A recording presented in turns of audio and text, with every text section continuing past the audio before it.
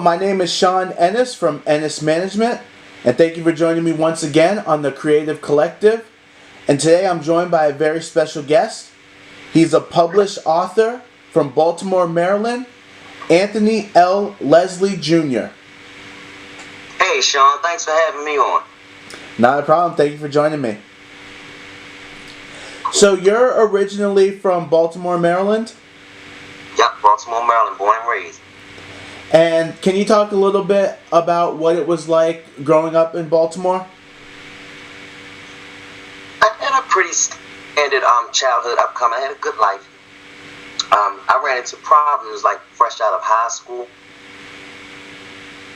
Started getting involved in relationships, and shortly after that came drugs and things of that nature. So I know Baltimore for both the good and the bad. Okay. And I'm sure some of the things that you went through have made it into your writing. Absolutely. Yes, that's it inspired it, if you will. And before we get into you being an author, what sort of things were you involved with growing up? What were some of your interests or hobbies?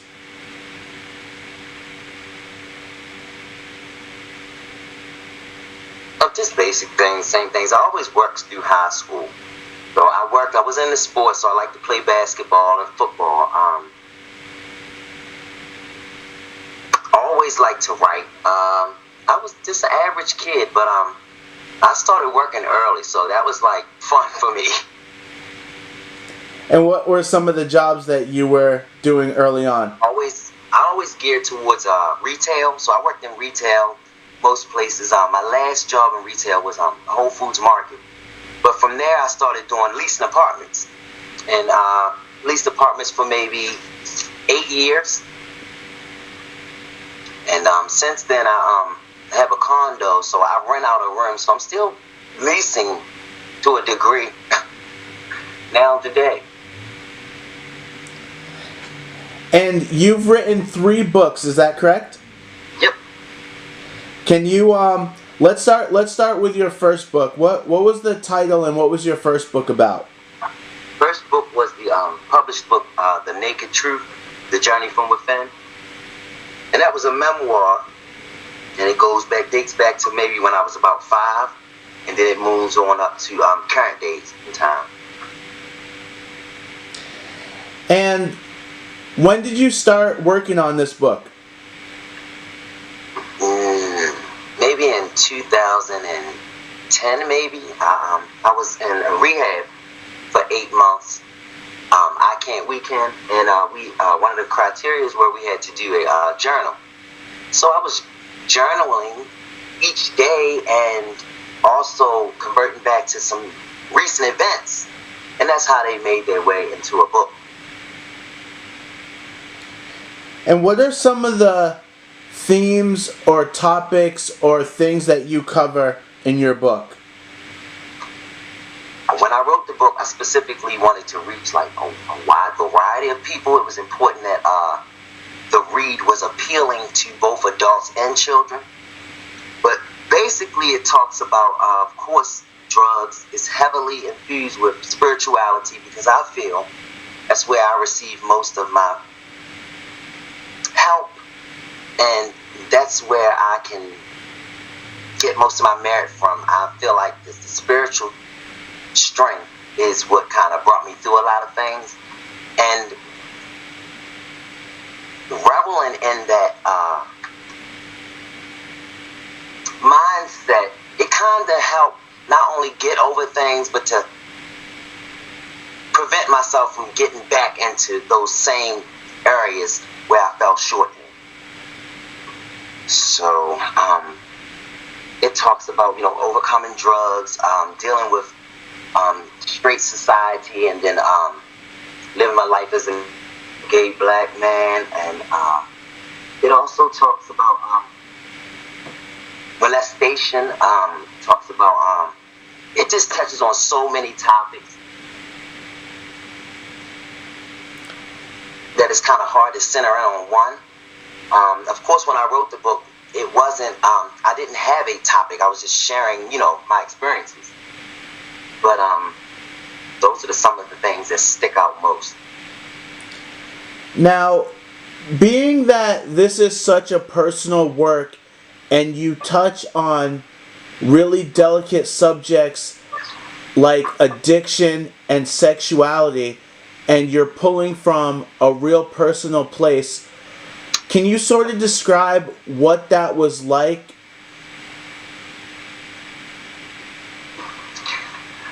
Wow. Okay. Excellent question. For me, I didn't initially start to write a book. I had shared it with a friend of mine that works for the Sun paper, and she edits a lot of their work. And I was doing leasing at the time, and I shared it with her, and she said, I've edited a lot of work, and this is, a great read. Did you ever think about doing a book?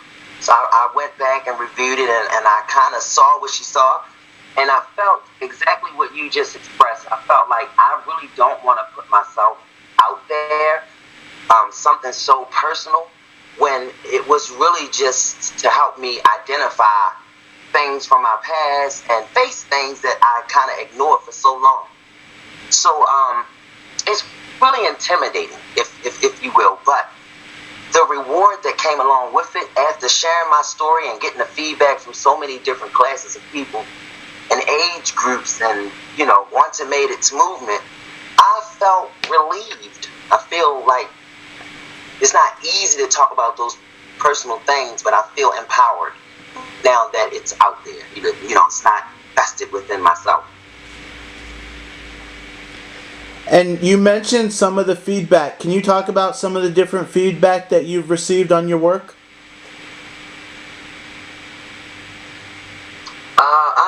Let's see. I guess a couple years ago I used to do a lot of book signings and attending a lot of functions, and I still do, just not as frequently as I did then. But when I was receiving most of my feedback, maybe I might be out in public and someone will recognize me or the book, and they may say, well, I read your book and I was moved, and they'll talk about a specific chapter, and then usually they'll go on and tell me about a nephew or a son or things of that nature. What I take away with a lot of the compliments I get is that it's just relatable, and it's for me. I feel like a lot of people who haven't walked through paths that I've chosen or found myself in life, they can't really relate or understand, but they have people that they're really close to that they can't understand how a good person can end up there or choose to be there. So I was able to kind of explain, I think, in depth from my perception and from a general perception of the drug game, the sexuality, and I give an outlook on my views and then on how, society receives it or responds to it. So a lot of people come to me and say, well, I learned, or I really could connect, or I had to get this book for this person, X, Y, Z, things of that nature. And what were some of the challenges in writing and publishing your first piece of literature?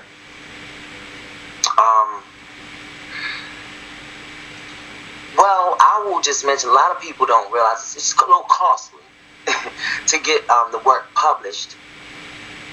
And I do a lot of donations. I even have it published in the library, so that people that really can't afford will get this message. But some of the challenges for me, like I said, it can be a little pricey, and it's a lengthy process. The writing part of it, it just depends on you individually. For me, I can write a book in a month with ease, but the process that comes along with it, working with the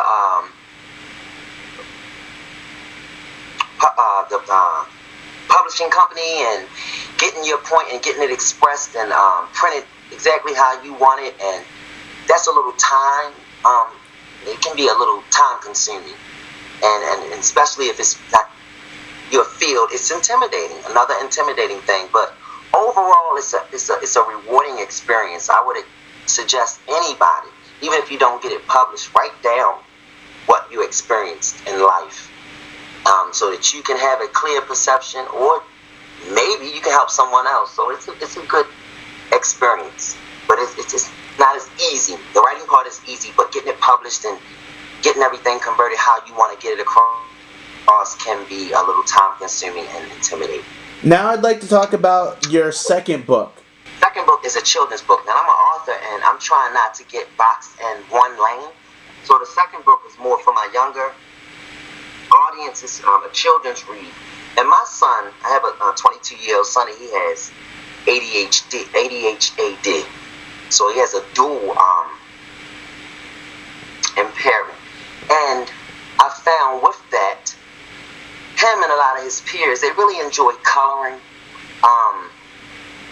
And a lot of children with ADHD are really intelligent, or sometimes a little more advanced than your average children, but it depends on what level they have. But with my son, he loves to color. I love to color. We like to write. Those things we have in common. I don't know too many kids that don't. So this children's book is exactly that.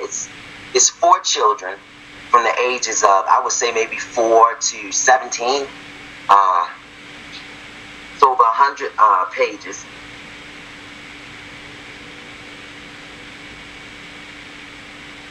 And it has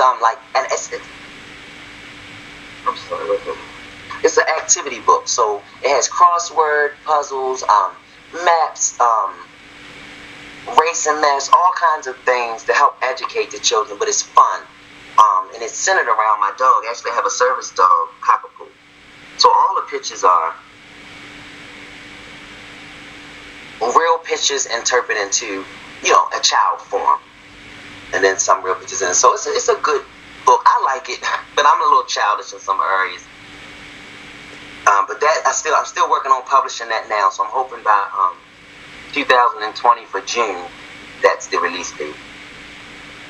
Man, I think that's so excellent that not only that you made a book geared towards children and helping not only entertain and educate children, but also that you made something that your son and you can work on together. Exactly. Yeah. And for me, when I was a kid, a lot of times I would go to granny's house or family members' houses and function. I was a pretty good kid. But I always had those safety borders, if you will. Like, my mom always had something to kind of keep me interested. It would be a little book bag with coloring books in it, or just something. If it was a difficult crowd there of different kids, I had things in my little book bag to kind of, break the ice. Where, here, would you like to play with this? Would you like to play with that? Here's some trucks. So, first of all, it's good for, like you said, educating our children. But also a lot of the traditional things that we grew up on, like coloring in coloring books, going outside swinging, are becoming non-existent. And like I said, I'm a grown man, and even today, sometimes I whip out my coloring book and I color, and I feel it's fulfilling for me, almost therapeutic. So I'm gonna share the name of the book with you. It's for my perfect friend, Queen Annie, and it's a children and parents educational coloring book activity. So, yeah, I think it's going to do well. I just need to go ahead and put this last down payment down, and I'm hoping to make my date June 2020. That's excellent. So now let's talk about your third book. Excellent. Okay, my third book it's a book of poems, and I teamed up with my mom, and we did it to kind of honor my late grandma, Barbara Snell. She's like an excellent writer, and that's kind of where I got my nick from, if you will. We started out as when I was 5 years old. I had a Bible study. Started having my own Bible study, personal Bible study, once a week, and she would conduct it with me. And that went on up until my early adult life. So the reading and the desire to learn and everything was infused from Barbara. So when during the time of her transition was only maybe about 4 or 5 years ago. She was working on her poem book, and it's over 50 poems. So what we were able to do was consolidate all of them poems that she has from over the years and some of her artwork, because she's an artist, and I mean an excellent artist, like can sit there and look at you and draw you as you guys speak. So I dug up all of that work and put it all together, and I added a few poems myself and my mom. So it's like a tribute to my grandmom, actually. But the poems are so beautiful, and it would be a disservice to let this good work go unnoticed. So that's my third project. And can you sort of describe the experience of working on a book with your mom? Oh, that was fun. Actually, she helped me with the Queen Annie as well, as far as the pictures and things of that nature. Taking the pictures and finding locations. Because but with her, it was heartfelt, if you will. And this was a request from my grandma when she was sick. It wasn't an unpleasant situation, you know. She kind of had her health up until her last breath, and so it was a peaceful transition. But during that time, she was saying, "Tony, I need you to publish your book and get it out so you can help me with mine."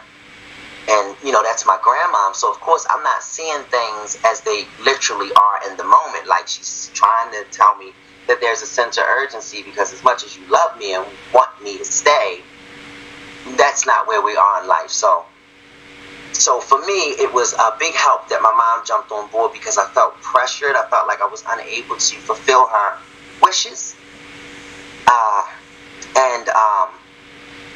You know, it just was a reminder and a reason for me to go back and view these poems, which was a help for me to get through the process also. So for me, it was really heartfelt. It was a reminder, and like I said, the poems are so beautiful and uplifting that it was really a joy to do it. And did you add any of your own poems to this book? Yeah, one poem, and I'm working on another one. But actually, I have two poems that I put in. One was a love poem, and one "Oh Come Let Us Touch Tusk," which is a poem about friendship, and it's a gesture. I absolutely love animals. Like, I'm an animal activist. Like, I really just love animals and nature. So it's kind of a replica of how elephants greet, which is usually they touch tusks. So those are the two poems. My mom wrote two poems.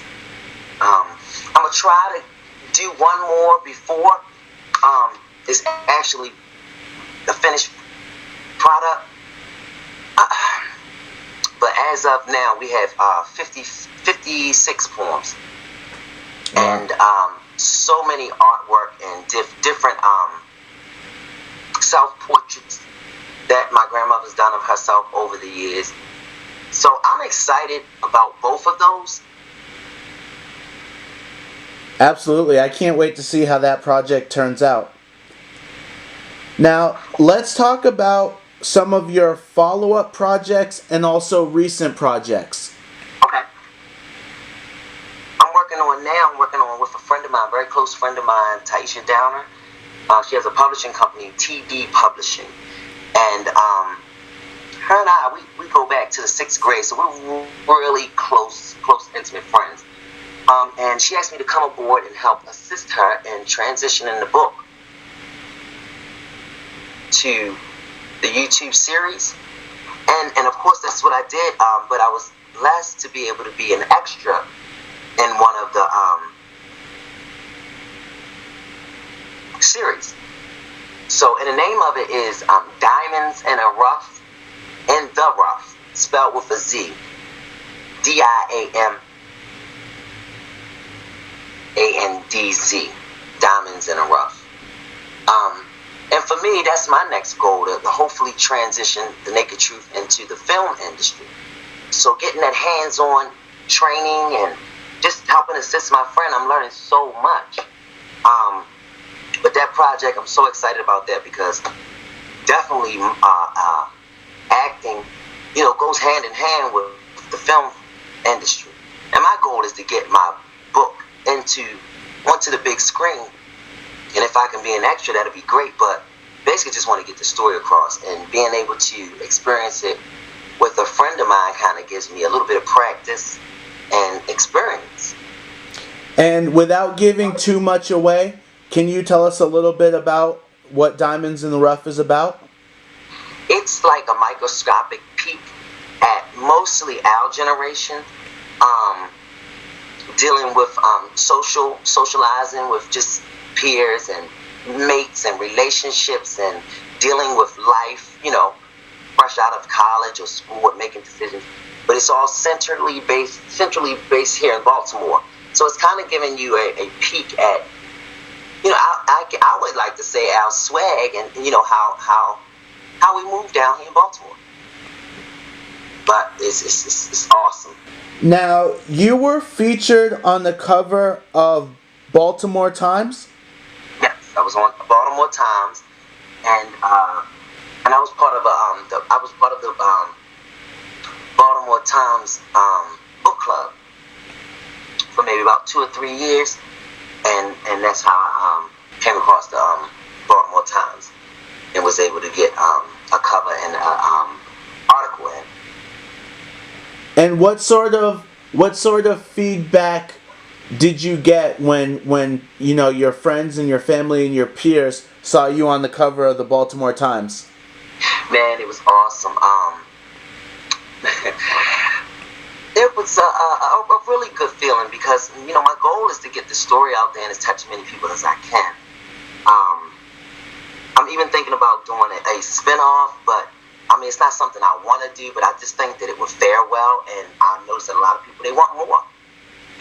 Because I'm not saying it because I'm the author, but it's raw, it's edgy, it's honest. You can tell by the script that it can't make it up. So I got a lot of good feedback because a lot of friends, and like I said, I worked early, so I know a lot of people here in Baltimore. Is really small. So I got a lot of good feedback and people suggesting that I, give them some more,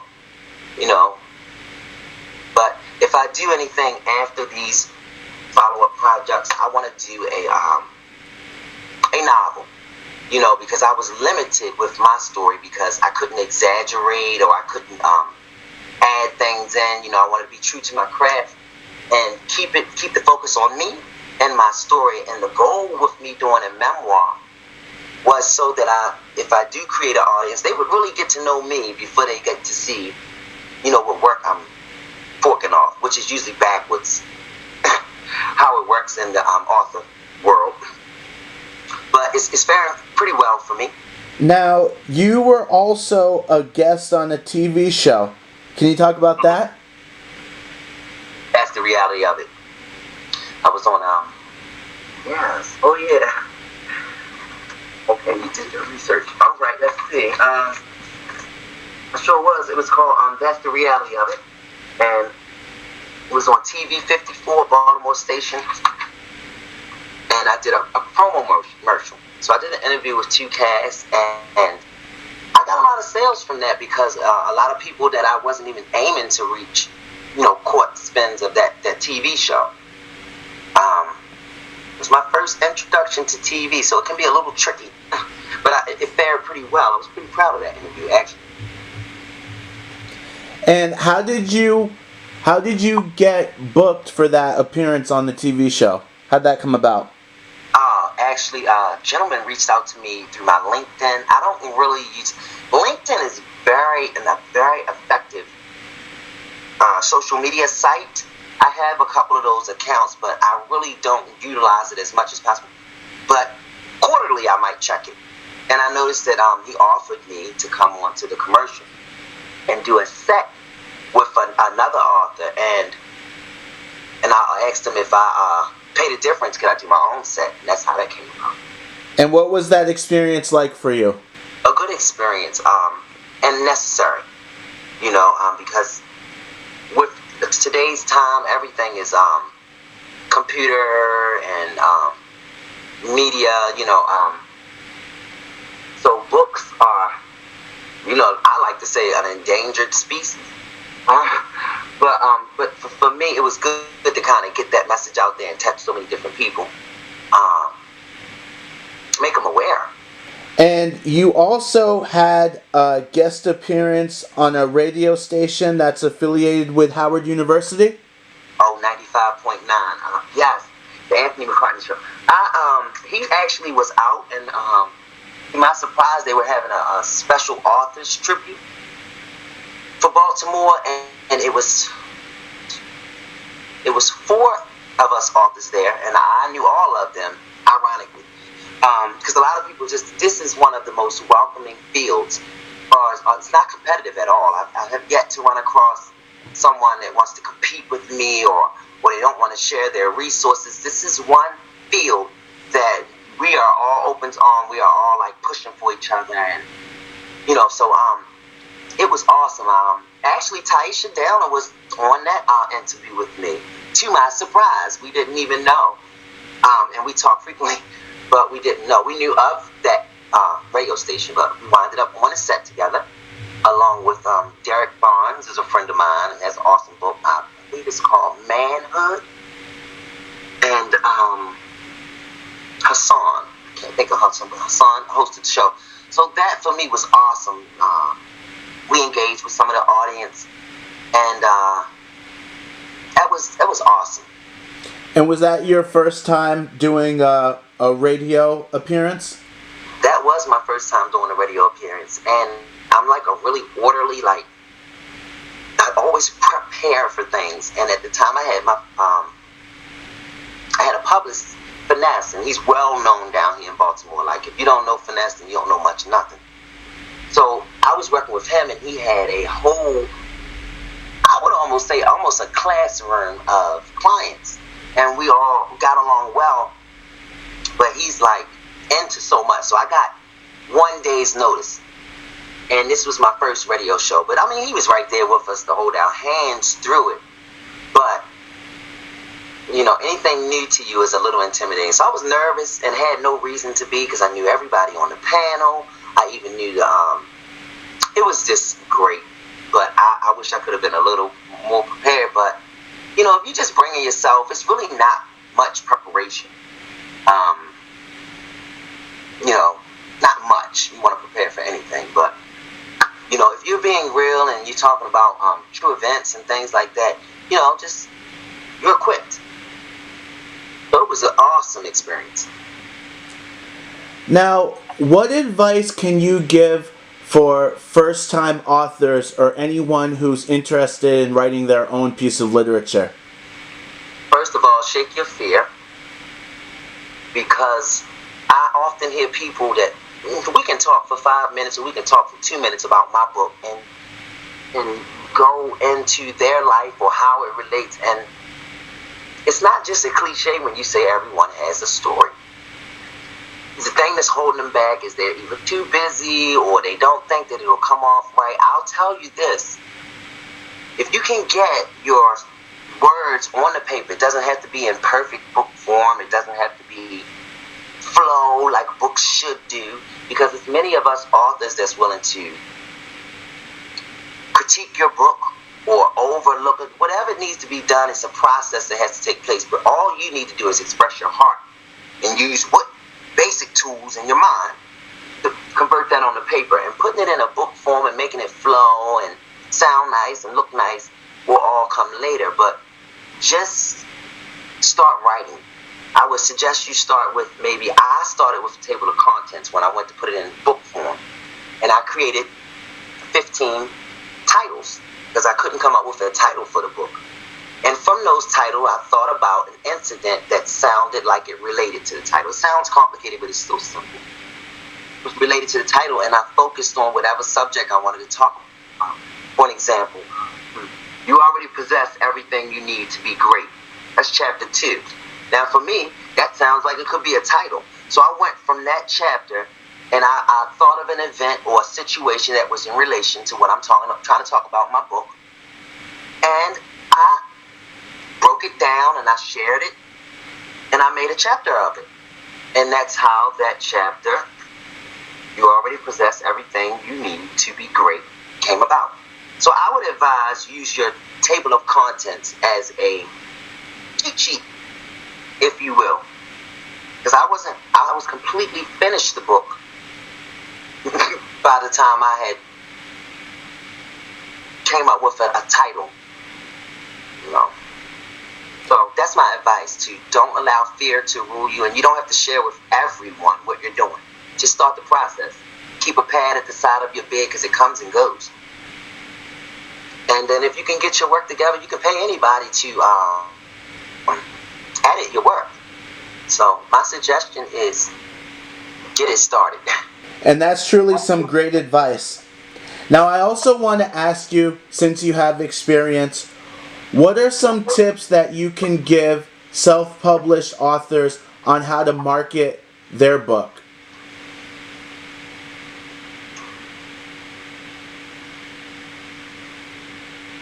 I would first say on your social media site, start following other authors or other people that find interest in entertainment, especially in the writing field. First, you want to link up. And again, I can't express how welcoming this field is. We all want to see,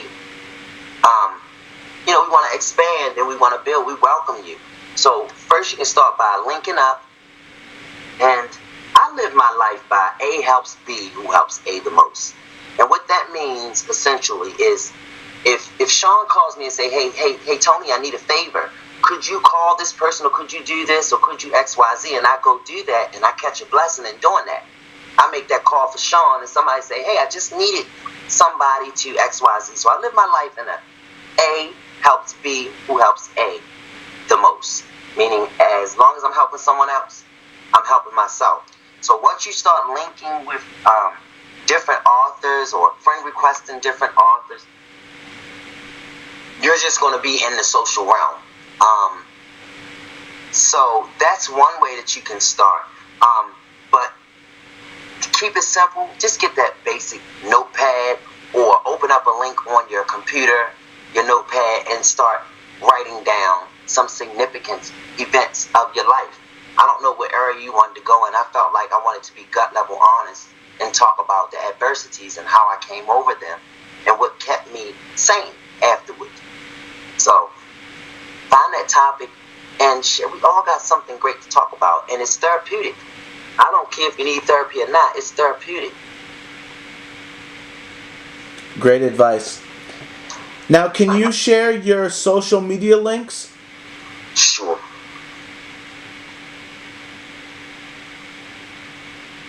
I tried to keep it simple, so they're all going to be similar. Facebook is capital A, Antmo, capital A, N-T, space, capital M, lowercase O-E. Just that simple, Antmo. Twitter, I'm at all lowercase, Anthony Mo, A-N-T-H-O-N-Y-M-O-E. On Instagram, I'm at all lowercase, Antmo, 01, A-N-T-M-O-E 01. And then lastly, my email, anthonymo7872 @gmail.com, and it's spelled ANTHONYMOE 7872 @gmail.com. And in LinkedIn, you can put in the name of the book, any book, or you can just put my name in and I'll come up. Now, right now, you're also looking for people to help you turn your book into a movie. Can you talk about some of the people that you need for this process? Oh, yes. Yeah, that's my goal. I don't know how soon it's going to come into fruition, but that's what I'm working on now. I want to link up with the proper team, a director, any team. I'm going. How should I put this? I'm trying to link up with the proper director, the producer, and the production team. And and then I want to transition the book into the movie. I could start with plays, but I feel like I want to go right to the movie field. That's my goal. I don't know if I want to sell the complete rights, or if I get with an established team and they want to have me work as a writer, or put on a hat or something. But I definitely just want to get this message out there. So it's definitely not about the money with me. And then also, I would like to do some acting.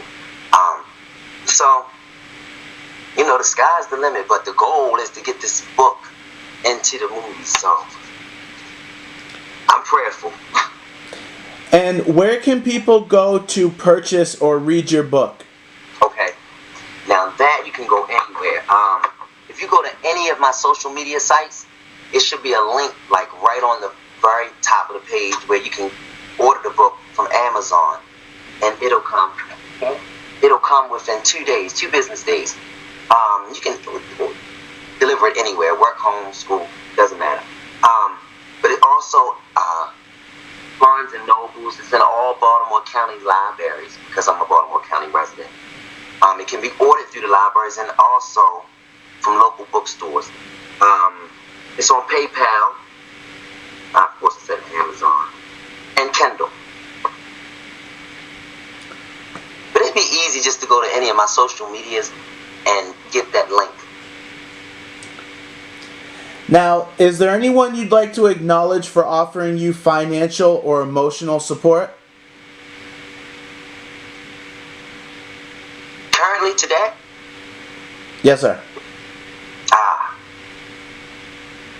I have my aunt Mertice Howard, my friend David Callahan Callie, and my mom Terry Snell. And you know what? I have an assistant, Kiana Porter. And I mean, she's been with me for a few years. I get a lot of everything from her. So there's so many people in my camp that's working on the brand.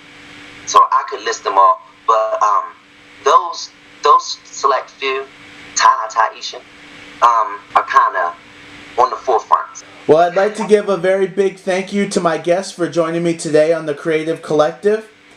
As always, write your comments below. Make sure you like, subscribe, and share this video. And for all of your promotion, marketing, as well as music career consulting needs, email ennisproductions@gmail.com.